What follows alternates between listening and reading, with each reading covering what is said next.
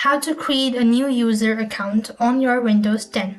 Hi everybody, in this video I'll show you the ways to create a new user account in Windows 10. For that, you simply want to open the settings. So you could actually go ahead and click on the bottom of the page and go to settings. Here you'll be able to see this sort of interface, right? Click on account from the left hand side corner of your screen. So here what you want to do is go ahead and select other user. Then what you could do is click on add account. As you do it, so now then you simply need to go ahead and create your account or select whether you actually want to go ahead and sign it.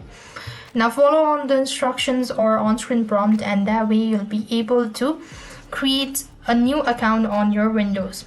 So this is how you could do. I hope the video was helpful. Make sure to like, share and subscribe. Thank you for watching. See you in the next video.